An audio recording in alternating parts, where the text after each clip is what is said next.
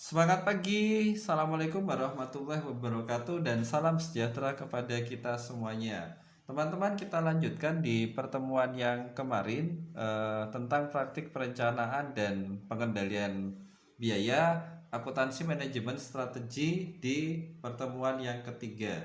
Jadi kemarin kita sudah sampai kepada gejala. Jadi bagaimana sih mencari akar masalah, tetapi kita ulangi dulu dengan konsep analisa SWOT. Jadi analisa SWOT itu adalah analisa yang membedakan mana sih faktor positif dan faktor negatif. Jadi kalau dari singkatannya sih strength, weakness, opportunity, dan treatment. Jadi kita mencari apa yang menjadi kekuatan dan juga kelemahan itu dari pihak internal. Kemudian apa sih kesempatan dan hambatan yang ada di kondisi yang sekarang ini, atau dari analisa lingkungan eksternal. Jadi misalkan kekuatannya itu dari sisi organisasi, pemasaran, teknik, keuangan, itu mereka bagus. Terus dari sisi eksternalnya, kelemahannya itu kesempatan dan hambatan, misalkan ada lingkungan politik, ekonomi, sosial, kultur, lingkungan, dan teknologi. Jadi dari analisa SWOT itu nanti kita cari formulasinya adalah ketika ada kekuatan ya kita optimalkan, ketika ada kelemahan bagaimana kita menutupi kelemahan yang ada. Nah, ini. Nah, kemarin kita udah sampai sini tentang analisis akar masalah. Jadi, apakah solusi itu bisa menyelesaikan masalah atau solusinya itu akan berkelanjutan. Jadi, misalkan kita belajar dari pohon masalah sebagaimana gambar. Jadi, misalkan masalah utama itu mengakibatkan A dan B, ternyata diturunkan ke bawah. Masalah utama dari A dan B itu disebabkan oleh C, D, dan E. Nah, ternyata diturunkan lagi, masalah utamanya itu dari C, D, dan E. Untuk yang D itu masalahnya itu disebabkan oleh X dan Y. Nah, dari X masalah utamanya itu disebabkan oleh S, T, dan U. Jadi kita cari ada penyebab level 1, penyebab level 2, dan juga penyebab level 3. Nah, kemudian ada studi kasus. Jadi misalkan salah satu kasus adalah Pak Haji Umar itu setiap bulan mengeluh kekurangan uang, padahal penjualan setiap bulannya itu tetap stabil, bahkan ada kecenderungan meningkat dari bulan ke bulan. Jadi penjualannya tetap bahkan meningkat, tapi kok uangnya selalu kurang terus. Itu yang kasus pertama.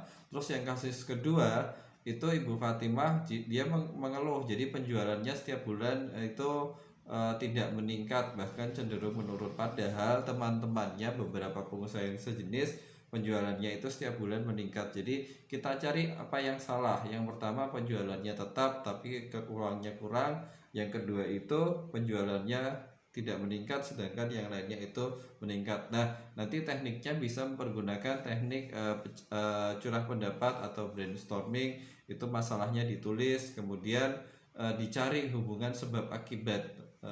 Jadi misalkan ada rumusan ulang tentang kenapa sih Pak Haji Umar seperti ini, kenapa sih Bu Fatimah seperti ini, ataukah apakah karena persaingan, ataukah karena biaya produksi, atau yang lain. Jadi nanti jika logikanya sudah benar, maka kita buat garis penghubung. Nah, ini misalkan contoh masalah di sektor pertanian atau sektor mangga. Jadi misalkan eh, ada satu kasus pendapatan petani dari produksi mangga itu rendah. Oh, ternyata itu pendapatannya itu rendah karena ada dua. Yang pertama, produktivitas mangganya itu memang kurang. Nah, yang kedua, harga jual petaninya itu memang rendah. Bari ditelusur lagi ke bawah, kenapa sih produktivitas mangganya rendah? Ternyata karena mereka tidak melakukan maintenance atau perawatan, dan penggunaan pupuk itu tidak dilakukan dengan baik. Atau yang kedua, memang karena ada serangan hama dan penyakit yang susah dikendalikan. Oh, jadi kok tidak baik itu kenapa? Oh, karena petani itu eh, memiliki modal kerja yang terbatas sehingga dia tidak mampu buat beli pupuk.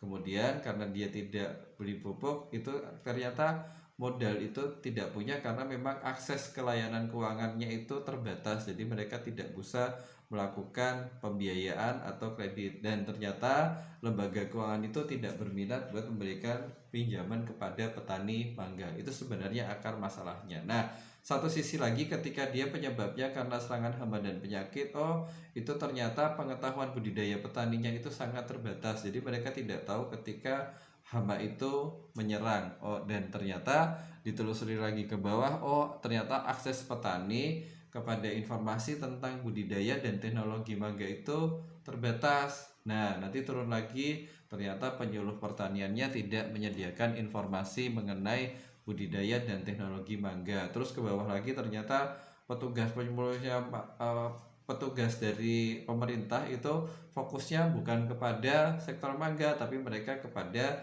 tanaman pangan, atau penyuluh swasta tidak berminat pada pengembangan mangga, mereka tertariknya kepada yang lainnya, misalkan durian atau yang lainnya. Jadi ini salah satu contoh. Jadi kalau dari sisi harga diturunkan lagi, harga jualnya itu rendah. Ternyata ada panen raya yang serentak sehingga akses teknologi produksi itu tidak memiliki akses ketika ada di luar musim. Nah, ternyata itu tadi keterbatasan dari informasi budaya sama dengan hama penyakit, ternyata diturunkan lagi ke bawah, ternyata memang tidak tersedia lembaga penelitian. Jadi lembaga penelitian itu memiliki daya jangkau yang terbatas kepada petani. Jadi mereka tidak sampai kepada petani mangga. Jadi ini adalah contoh-contoh akar masalah yang kemudian kalau disampaikan lagi itu ke analisis rantai nilai. Jadi itu adalah urutan logis dari semua fungsi yang terlibat dalam sebuah proses bisnis, mulai dari bahan baku sampai menjadi produk atau jasa yang diterima oleh konsumen. Jadi input, proses, outputnya. Jadi dari rantai nilai inilah yang membuat dicari nilainya. Jadi dari kreasi, produksi, konsumsi, konservasi, dan distribusi. Jadi nanti dipisahkan identifikasi fungsi dari tiap komponen. Jadi bahan baku itu yang terlibat siapa saja, pengolahan yang terlibat siapa saja, perdagangan itu yang terlibat siapa saja, sampai barang tersebut sampai ke konsumen. Jadi ada teknologi, pembiayaan, atau juga regulasi. Jadi misalkan dari sisi pertanian kita belajar bahan dan sarana produksi itu ternyata terkait dengan adanya benih, pupuk, pestisida, dan alat pertanian. Nah, untuk produksi itu terkait dengan kegiatan penyiapan lahan, penanaman, pembersihan, sampai ke pemanenan. Untuk pengolahan, mereka dari pembersihan, pemilahan, grading, dan pengeringan.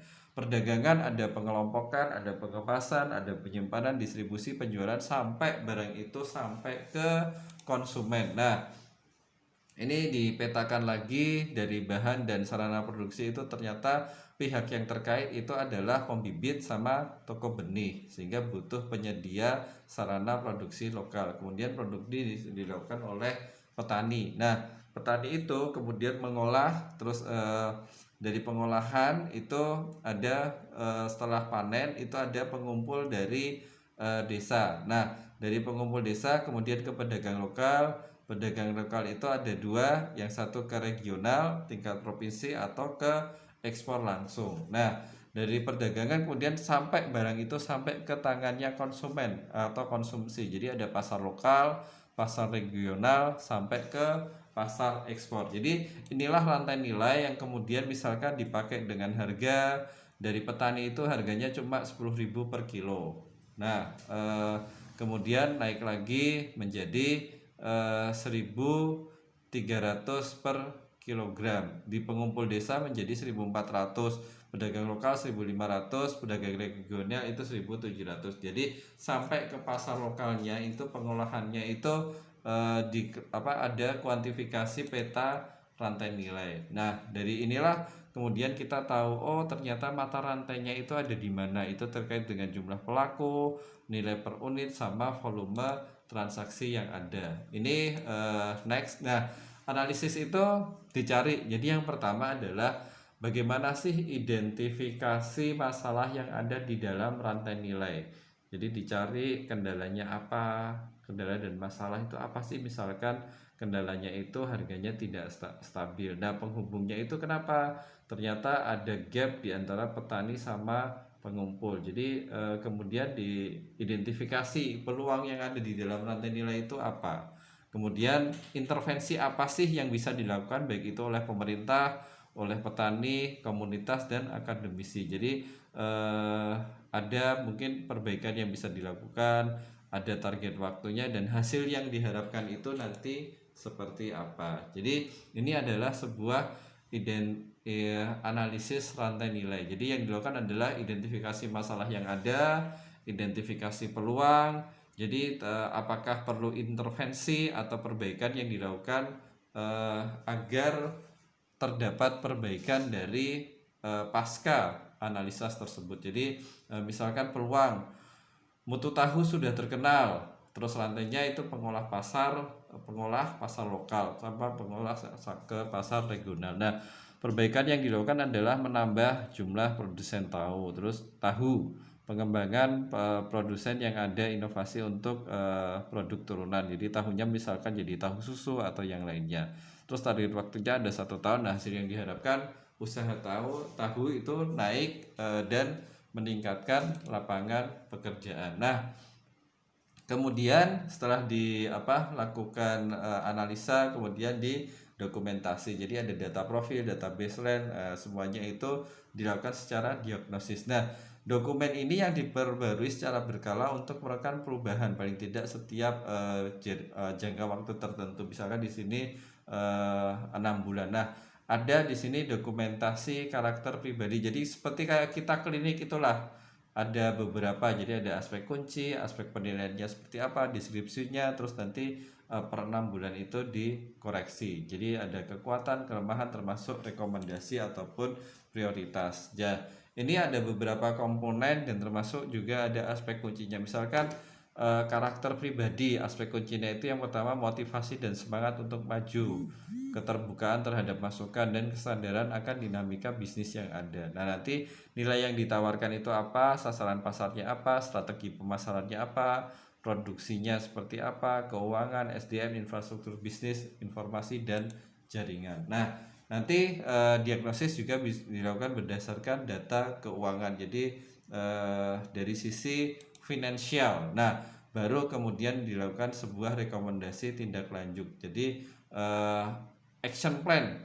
Jadi objeknya itu apa? Jadi harapannya yang terjadi ada kolaborasi, ada penerapan target dan tujuan, ada improvisasi, dan lakukan monitoring dan evaluasi, terus strateginya lagi kita lakukan tindakan implementasi dan ada terjadwal. Mungkin itu teman-teman, kurang lebihnya mohon maaf. Nanti silahkan dipelajari tentang rantai nilai. Jadi value chain agar kita tahu dari hilirisasi. Jadi kreasi, produksi, konsumsi, distribusi dan konservasi. Selamat belajar, kurang lebihnya mohon maaf. Billahi taufik wal hidayah. Semangat pagi. Assalamualaikum warahmatullahi wabarakatuh.